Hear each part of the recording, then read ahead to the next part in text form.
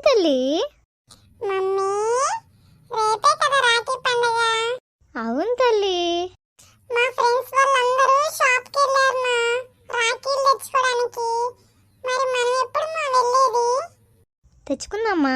మీ daddy ఆఫీస్కి వెళ్ళాడు కదా, వచ్చే టైం అయిందిలే. వచ్చినాక తొందరగా వెళ్ళి నీకు ఇష్టమైన రాఖీలు తెచ్చుకుందాం, సరేనా?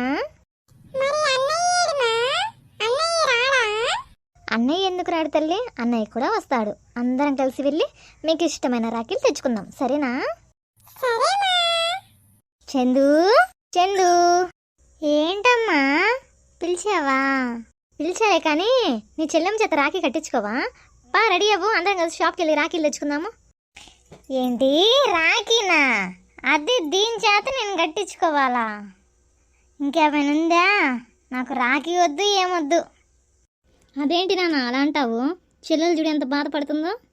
ఓమా, ఈ పిల్ల రాఖీ కడితే నేను కట్టించుకోనమ్మా, నేను ఇప్పుడే చెప్తున్నా. పొద్దుగూకు నన్ను అడగ మాకు. అదేంటో అలా అంటావు? తనెవరు? నీ చెల్లి కదా.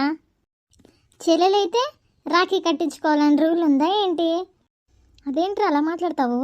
తను నీ కట్టకపోతే ఇంకెవరు కట్టిద్ది రాఖీ? తను ఎవరికైనా కట్టుకొని నాకెందుకు? చందు, మమ్మీ కోపం తెప్పించి మాకు. సారీ మా. నాకు నీ సారీ వద్దు, ఏమొద్దులే కానీ నేను ఒకటి చెప్తా విను. చిట్టి, నువ్వు కాసేపు బయటికి పోయి ఆడుకుని రాపు. మమ్మీ అన్నయ్య నిజంగానే నా చేత రాఖీ కట్టించుకుంటాడు కదా? నువ్వు బాధపడకమ్మా, కట్టించుకుంటాను నేను చెప్తా కదా. నువ్వు ఆడుకోపు కాసేపు. ఓకే మా.